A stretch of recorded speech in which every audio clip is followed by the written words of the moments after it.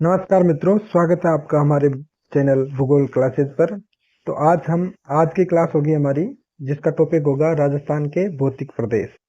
इस टॉपिक को शुरू करने से पहले मैं आपको इतना बता देना चाहता हूँ कि इस टॉपिक से ऐसा कोई भी क्वेश्चन बाहर नहीं जाएगा जो राजस्थान के एग्जाम में या राजस्थान का कोई भी एग्जाम हो जिसमें इस टॉपिक से अगर कोई बाहर क्वेश्चन जाएगा, उसका संभावना 10% तक, 99% तक नहीं होगी। चलो बिना देरी के हम अपने टॉपिक को शुरुआत करते हैं। इस टॉपिक को हम 3 भागों में डिवाइड करके सीखने का प्रयास करेंगे। तो आज का हमारा ये क्लास है पहली, जिसका पहला पार्ट आपके सामने है। चलो बिना देरी के स्टार्ट करते हैं। राजस्थान के प्रदेश। राजस्थान के भौतिक प्रदेशों को हम 2 भागों में बांट के पढ़ते हैं। एक तो होता है व्यक्तिगत मत के अनुसार और दूसरा होता है भौगोलिकता के अनुसार।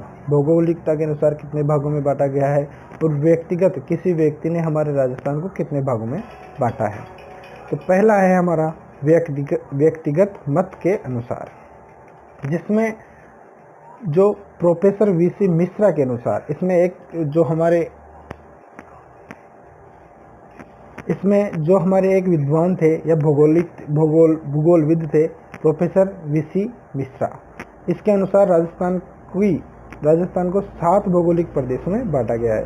कितने भागों में बांटा गया? 7 भौगोलिक प्रदेशों में। ये एक इम्पोर्टेंट क्वेश्चन बन जाता है हमारा पहला ही, कि किसने राजस्थान को 7 भौगोलिक प्रदेशों में बांटा है, या फिर प्रोफेसर वीसी मिश्रा के अनुसार राजस्थान को कितने भौगोलिक प्रदेशों में बांटा गया है। तो 7 भौगोलिक प्रदेशों में बांटा गया है।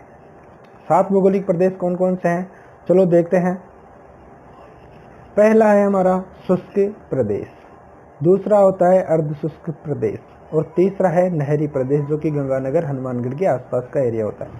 चौथा है अरावली प्रदेश और पांचवा है पूर्वी कृषि औद्योगिक प्रदेश। इसी प्रकार छठा है दक्षिणी पूर्वी कृषि प्रदेश और सातवां है चंबल बीहड़ प्रदेश। इन 7 भागों में हमारे राजस्थान को किसने बांटा है? तो प्रोफेसर वीसी मिश्रा ने बांटा है। आगे देख, अपन मैप के आधार पर समझने का प्रयास करते हैं। तो प्रोफेसर वीसी मिश्रा ने हमारे राजस्थान को इस प्रकार बांटा है। जो पहला है शुष्क प्रदेश, जिसमें जैसलमेर, बाड़मेर, जालोर और सिरोही आ जाते हैं। दूसरा है अर्ध शुष्क प्रदेश, जो कि सबसे बड़ा प्रदेश भी है। तीसरा है नहरी प्रदेश, जो कि गंगानगर और हनुमानगढ़ में आता है, थोड़ा बहुत बीकानेर में भी आता है। चौथा है अरावली प्रदेश, पांचवा है पूर्वी कृषि औद्योगिक प्रदेश और छठा है दक्षिणी पूर्वी कृषि प्रदेश और सातवां है हमारे जहाँ पर चंबल नदी प्रवाहित होती है, चंबल नदी बहती है, वो है चंबल बीहड़ प्रदेश। अब भौगोलिकता के अनुसार देखते हैं। तो भौगोलिकता के अनुसार राजस्थान को कितने भागों में बांटा गया है? तो भौगोलिकता यानी कि उच्चावच और जलवायु के आधार पर, भौगोलिक कारकों के आधार पर राजस्थान को 4 भागों में बांटा गया है। कितने भागों में बांटा गया है राजस्थान को? मात्र 4 भागों में बांटा गया है। कौन कौन से? तो पहला है पर्वत, दूसरा है पठार, तीसरा है मैदान और चौथा है मरुस्थल। मतलब कि पर्वत कहाँ कहाँ पर पाए जाते हैं, पठार कहाँ कहाँ पर पाए जाते हैं, कौन कौन से पठार पाए जाते हैं, मैदान कौन कौन से पाए जाते हैं और कहाँ पाए जाते हैं, और मरुस्थल का विस्तार कहाँ कहाँ या कौन कौन से जिलों में पाया जाता है या कितने जिलों में पाया जाता है। चलो आगे देखें। 4 भागों में कौन कौन से में बांटा गया है? तो पहला है मरुस्थलीय प्रदेश, दूसरा है अरावली प्रदेश और तीसरा है मैदानी प्रदेश, जो कि पूर्वी राजस्थान का हिस्सा है, और चौथा है हाड़ौती प्रदेश।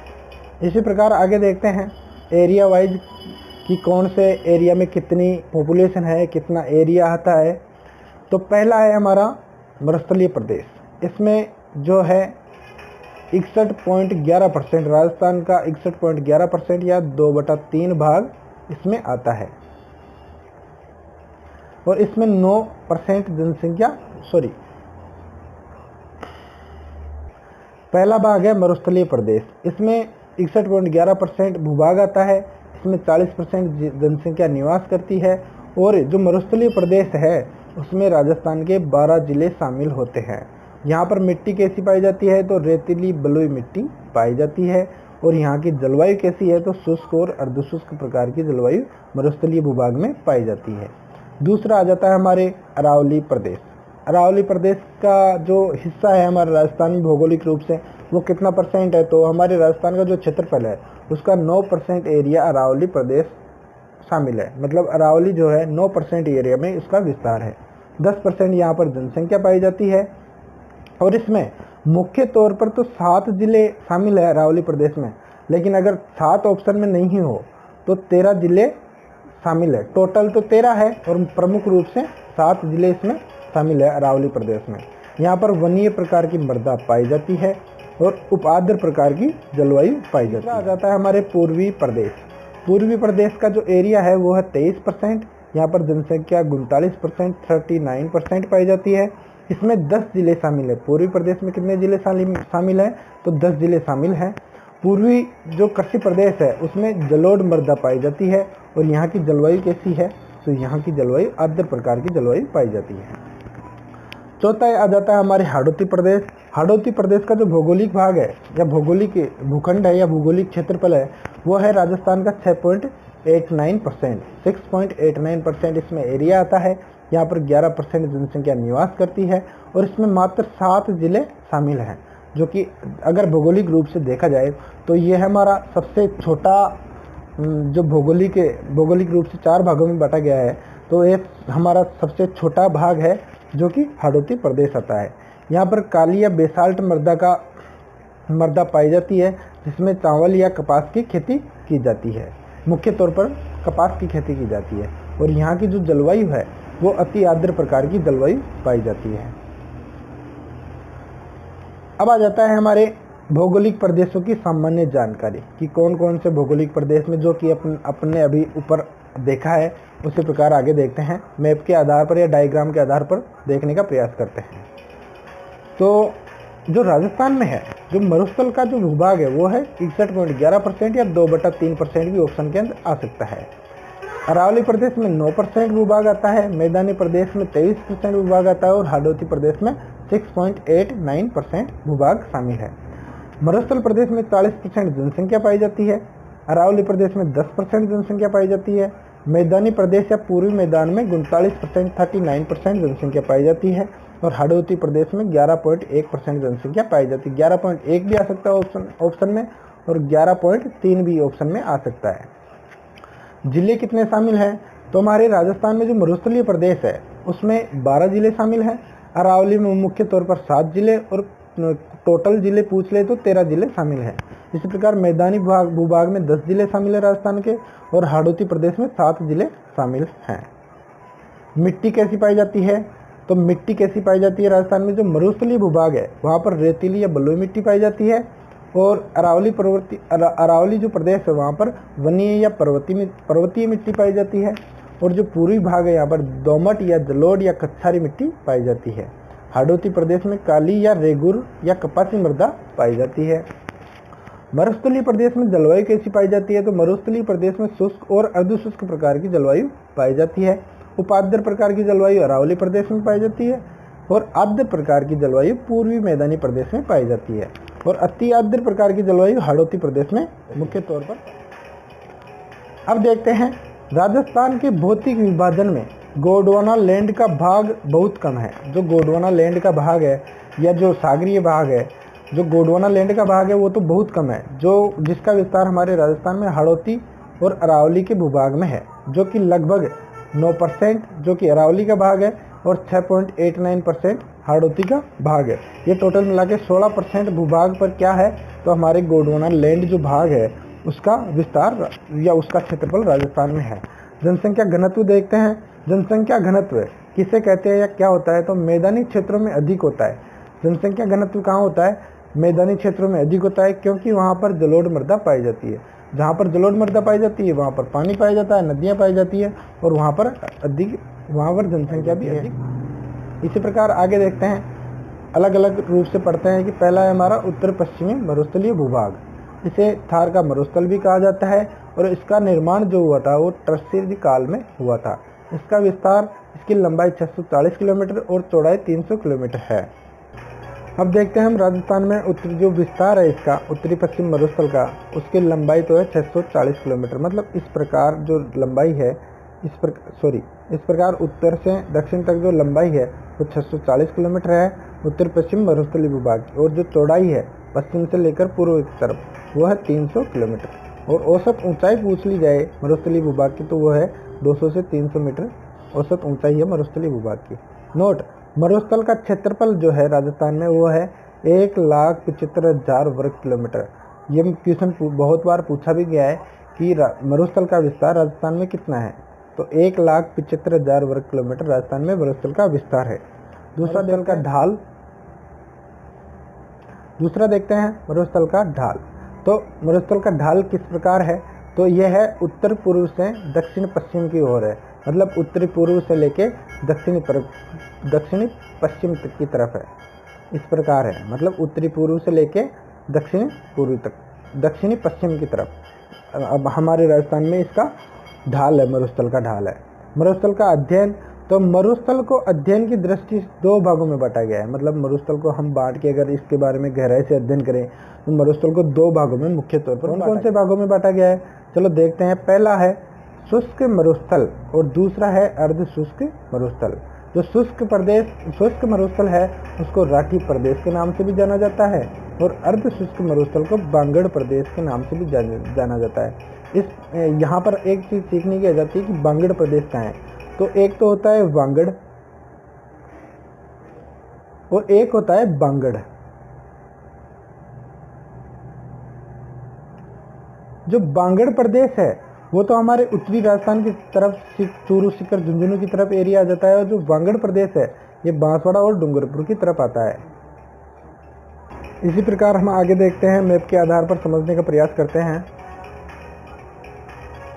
और जो शुष्क मरुस्थल है इसमें जो वर्षा होती है वो 0 से 25 सेंटीमीटर तक होती है, और अर्ध शुष्क मरुस्थल में वर्षा 25 से 50 सेंटीमीटर तक होती है। मैप में देखते हैं तो ये जो शुष्क मरुस्थल है इसका विस्तार यहाँ से यहाँ तक पाया जाता है, और अर्ध शुष्क मरुस्थल है जो अरावली से पश्चिम की तरफ और शुष्क मरुस्थल से पूर्व की तरफ जो भूभाग आता है बीच में, जिसमें गंगानगर आ गया, हनुमानगढ़ आ गया, जो भी कुछ आता है, जो भी एरिया आता है वो इसके अंदर शामिल होता है। कौन से में? अर्ध शुष्क प्रदेश में। आगे देखते हैं। पहला आ जाता है हमारा शुष्क मरुस्थल, जिसको राठी प्रदेश भी बोलते हैं, और इंग्लिश में इसको एरिड जोन बोलते हैं, एरिड क्षेत्र बोलते हैं, या राठी क्षेत्र भी बोलते हैं। 25 सेंटीमीटर से कम वर्षा वाले क्षेत्र को शुष्क मरुस्थल या राठी प्रदेश कहा जाता है। अध्ययन की दृष्टि से शुष्क मरुस्थल को पुनः 2 भागों में बांटा गया है। जो शुष्क मरुस्थल है उसको भी 2 भागों में बांटा गया है। पहला है बालू का स्तूप युक्त और दूसरा है बाली का स्तूप मुक्त। बालू का स्तूप युक्त मतलब जहाँ पर बालू का स्तूप पाए जाते हैं, बालू के टीले पाए जाते हैं। मोटे तौर पर इस प्रकार समझ सकते हैं कि जहाँ पर बालू के बड़े बड़े टीले पाए जाते हैं वो बालू का स्तूप युक्त है, और जहाँ पर बालू का स्तूप नहीं पाए जाते मरुस्थल में वो बालू का स्तूप मुक्त है। इम्पोर्टेंट क्वेश्चन ये बन जाता है हमारे कि बालू का स्तूप युक्त क्षेत्र कितने भूभाग में है। तो मरुस्थल के 58.5% भूभाग में तो बालू का स्तूप युक्त क्षेत्र होता है, और 41.5% जो क्षेत्र है वहाँ पर मुक्त प्रदेश है। मतलब 41.5% क्षेत्र पर तो बालू का स्तूप नहीं पाए जाते, और 58.5% क्षेत्र पर बालू का स्तूप पाए जाते हैं। आगे देखते हैं बालू का स्तूप मुक्त प्रदेश। इसमें भी पहला भाग है बालू का स्तूप मुक्त प्रदेश, जो कि जहाँ पर बालू का स्तूप नहीं पाए जाते। 41.5% क्षेत्र पर बालू का स्तूप नहीं पाए जाते। विदाउट सैंडी रीजन, इस क्षेत्र में बालू का स्तूप नहीं पाए जाते क्योंकि यहाँ पथरीला मरुस्थल रॉकी डेजर्ट पाया जाता है। मतलब यहाँ पर पथरीला मरुस्थल पाया जाता है, इसलिए यहाँ पर बालू का स्तूप नहीं पाए जाते। जिसे हम किस नाम से जानते हैं, तो जिसे हम हममादा के नाम से जानते हैं। मोटे तौर पर यही क्वेश्चन बन गया कि राजस्थान में पथरीले मरुस्थल को किस नाम से जाना जाएगा, तो उसको हममादा नाम से जाना जाएगा। इसका विस्तार कहाँ कहाँ पर है, तो पहला है जिसमें आता है जैसलमेर। जैसलमेर में भी कहाँ कहाँ पर, तो पोखरण, रामगढ़ और लोधरवा के अंदर इसका विस्तार है। दूसरा आ जाता है बाड़मेर में, तो बाड़मेर में बालोतरा और थोब में इसका विस्तार है, जहाँ पर बालू का स्तूप नहीं पाए जाते हैं। तीसरा है जोधपुर। जोधपुर के फलोदी में भी बालू का स्तूप नहीं पाए जाते। दूसरा देखते हैं हम बालू का स्तूप युक्त प्रदेश, जहाँ पर बालू का स्तूप पाए जाते हैं। तो बालू का स्तूप युक्त 58.5% क्षेत्रफल बालू का स्तूप पाए जाते हैं। सैंडी डेजर्ट, जहाँ पर मतलब मरुस्थली या मृदाई मृदा पाई जाती है। पवन मृदा निक्षेपण और बालू का स्तूप, मतलब पवन चलेगी तो मृदा को उड़ाएगी, मृदा को उड़ेगी तो मृदा कहीं ना कहीं पर मृदा का जमाव भी होगा, और जैसे ही मृदा जमेगी तो बालू का स्तूप बन जाएगा। जब पवन द्वारा अपर्दनकारी गतिविधियों से मृदा का निक्षेपण होता है, क्या होता है, निक्षेपण होता है, तो बनने वाली स्थलाकृति बालू का स्तूप कहलाती है। क्या कहलाती है, बालू का स्तूप कहलाती है। आगे बालू का स्तूप सर्वाधिक कहाँ पर पाए जाते हैं, तो जैसलमेर में, जबकि बालू का स्तूप के सभी प्रकार कहाँ पर पाए जाते हैं, जोधपुर में। मोटे तौर पर यही क्वेश्चन बन गया कि बालू का स्तूप के सभी प्रकार के बालू का स्तूप कहाँ पर पाए जाते हैं, तो जोधपुर में, और सर्वाधिक बालू का स्तूप कहाँ पर पाए जाते हैं, तो ये जैसलमेर में पाए जाते हैं। अब आ जाता है बालू का स्तूपों के प्रकार कि बालू का स्तूप कितने प्रकार के हैं और प्रकार के हैं। तो पहला है हमारा बरखान, जिसको हम बोलते हैं बरखान। इसमें बरखान इसमें जो बालू का स्तूप होता है उसकी ऊंचाई होती है 10 से 20 मीटर और चौड़ाई होती है 100 से 200 मीटर तक। इस प्रकार में जैसे उत्तल आकृति में बना होता है। ये हो गया इस प्रकार का ये जो चित्र दिख रहा है, पवन इधर से चलेगी, यहाँ से ऊपर हो जाएगा और यहाँ से मृदा का कटाव होके इधर की तरफ ये मृदा जम जाएगी। तो उत्तल जो शीशे का उत्तल होता है, जो उत्तल आकृति होती है, उस प्रकार का ये बरखान की आकृति बन जाएगी। जब पवन द्वारा मिट्टी का जमाव अर्धचंद्राकार आकृति में किया जाता है तो निर्मित स्थलाकृति बरखान कहलाती है। मतलब अर्धचंद्राकार आकृति में जो भी बालू का स्तूप है उसको हम क्या कहते हैं। अब यह इम्पोर्टेंट चीज आ गई कि बरखान बालू का स्तूप सर्वाधिक गतिशील और स्थानांतरित बालू का स्तूप है। जो सर्वाधिक गतिशील और स्थानांतरित बालू का स्तूप है वो कौन से हैं, तो वो बरखान वाले बालू का स्तूप है, जिसके कारण सर्वाधिक मरुस्थलीकरण होता है, मरुस्थल का विस्तार होता है। और ये सर्वाधिक कहाँ पर पाए जाते हैं बालू का स्तूप में, बरखान प्रकार के बालू का स्तूप सर्वाधिक कहाँ पर पाए जाते हैं, तो ये सर्वाधिक शेखावाटी चूरू में पाए जाते हैं। प्रकार आ जाता है हमारे अनुप्रस्थ बालू का स्तूप, ट्रांसवर्स सैंड ड्यूज। इसमें भी 2 प्रकार के होते हैं। तो जो अनुप्रस्थ बालू का स्तूप है उसमें पवन इधर से चलेगी और इस प्रकार की आकृति बन जाएगी। जब पवन द्वारा मिट्टी का जमाव अपने समकोण पर किया जाता है तो उसमें बनने वाली जो आकृति है उसको अर्ध अनुप्रस्थ बालू का स्तूप कहते हैं। किस प्रकार का बालू का स्तूप कहते हैं, अनुप्रस्थ। अनुप्रस्थ में इस प्रकार से याद रख लो, जैसे अनुप्रस्थ है ये इस प्रकार लिखा हुआ है, तो प्र में जो ये 90 डिग्री का कोण बन गया, तो इस हिसाब से हम सीख सकते हैं कि जिस बालू का स्तूप में समकोण पर जो मिट्टी का जमाव होता है या समकोण प्रकार की आकृति बनती है तो वो अनुप्रस्थ बालू का स्तूप। इनका विस्तार कहाँ कहाँ पर पाया जाता है अनुप्रस्थ बालू का स्तूप का, तो अनुप्रस्थ बालू का स्तूप का विस्तार बाड़मेर और जोधपुर में पाया जाता है। तीसरे प्रकार का आ जाता है हमारे अनुदैर्घ्य बालू का स्तूप या रेखीय बालू का स्तूप या लॉन्गिट्यूडनल बालू का स्तूप। जब पवन के समानांतर बालू का स्तूप बनते हैं, जैसे ये पवन चल रही है और इस प्रकार के जो बालू का स्तूप बनते हैं ये अनुदैर्घ्य या रेखिक बालू का स्तूप कहलाते हैं। इनको अनुदैर्घ्य बालू का स्तूप भी कहते हैं। इसका विस्तार कहाँ कहाँ पर पाया जाता है, तो अनुदैर्घ्य जो बालू का स्तूप है उनका विस्तार सबसे ज़्यादा जैसलमेर में पाया जाता है और लूनी और जवाई नदी के समानांतर इनका विस्तार पाया जाता है। चौथा प्रकार आ जाता है हमारे पैराबोलिक बालू का स्तूप। पैराबोलिक बालू का स्तूप, पैराबोलिक बालू का स्तूप में महिलाओं के बालों की क्लिप नुमा, यानी महिलाओं के जो बालों में जो क्लिप लगाया जाता है उस प्रकार की, या बरखान के विपरीत बालू का स्तूप पैराबोलिक बालू का स्तूप कहलाते हैं। मतलब बरखान के जस्ट उल्टा जो आकृति बनती है वो तो क्या कहलाती है, पैराबोलिक स्तूप कहलाते हैं। इसका विस्तार जैसलमेर में, बाड़मेर में, जोधपुर में और बीकानेर में इसका विस्तार पाया जाता है। मतलब पश्चिमी मरुस्थल में या शुष्क मरुस्थल में इसका विस्तार पाया जाता है। आकृति कैसी बन जाएगी, इस प्रकार की आकृति तो कहाँ पर बनी थी, बरखान में उत्तल प्रकार की आकृति। जो अवतल प्रकार की आकृति बनेगी वो बनेगी पैराबोलिक बालिका स्तूप में, या हेयर पिन, जो महिलाओं का हेयर पिन होता है उस प्रकार की आकृति में। मैप के आधार पर भी आप समझ सकते हैं। आगे देखिए, ये जो इस प्रकार के जो चित्र हैं या इस प्रकार का जो बालुका स्तूप है, अनुदैर्घ्य बालुका स्तूप या पैराबोलिक बालुका स्तूप, ये बालुका स्तूप सर्वाधिक पाए जाते हैं।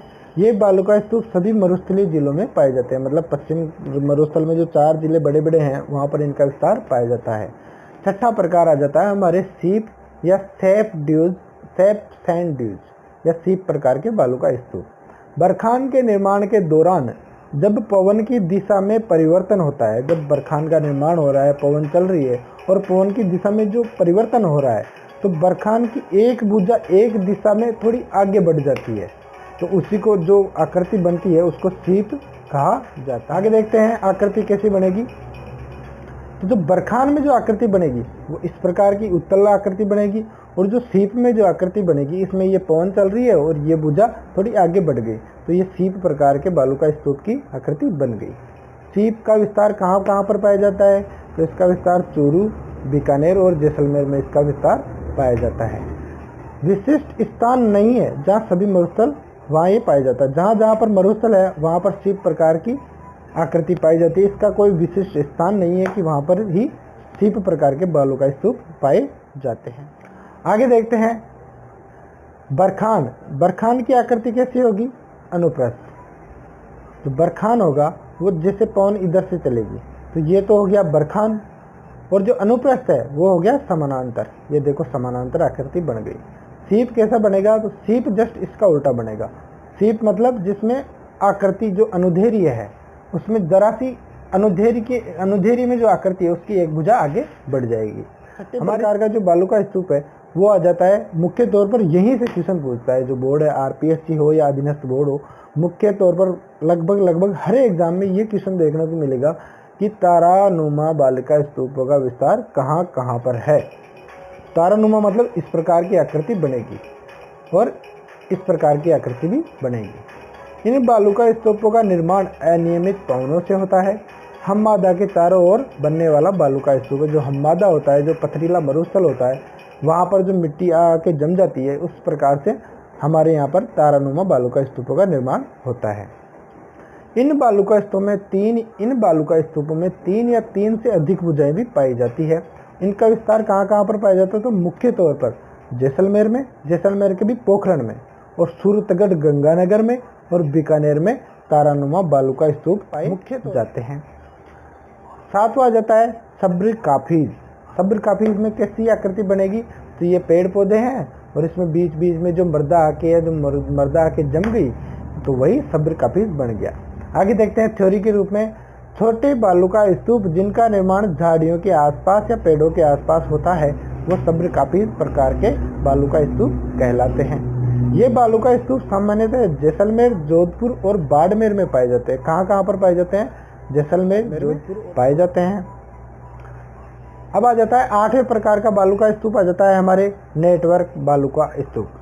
आपस में जुड़े हुए या एक दूसरे से संलग्न बालुका स्तूपों को नेटवर्क बालुका स्तूप कहा जाता है। मतलब हमने देखे 8 प्रकार देखे बालुका स्तूपों के, उनमें जो 2 प्रकार के, मान लो कोई से भी 2 प्रकार के बालुका स्तूप है और वो आसपास में बने हुए हैं, तो उससे जो आकृति बनेगी उसमें उसको नेटवर्क बालुका स्तूप कहेंगे हम। दूसरा पार्ट आ जाता है हमारे शुष्क मरुस्थल का, वो आ जाता है जब मरुस्थल का दूसरा भाग आ जाता है अर्धशुष्क मरुस्थल या वांगड़ प्रदेश। इस पार्ट को हम आगे वाली क्लास में सीखने का प्रयास करेंगे। आज के लिए इतना ही काफ़ी। धन्यवाद दोस्तों। ये क्लास आपको कैसी लगी इसको ज़रा कमेंटिंग बॉक्स में कमेंट, आपको ये क्लास कैसी लगी, और आगे की क्लास हमारी कल होगी। धन्यवाद। हमारी क्लास का फिक्स टाइमिंग होता है, रात को 9 बजे हमारी क्लास स्टार्ट होती है, और हम छोटे छोटे पार्ट के अंदर हमारे पूरा जो राजस्थान जीके है उसको कवर करने का प्रयास करेंगे। कोई भी एग्जाम में कोई भी क्वेश्चन आए वो यहीं से लगभग 99% यहाँ से आ जाएगा। थैंक यू, धन्यवाद। आज के लिए इतना ही काफ़ी। धन्यवाद।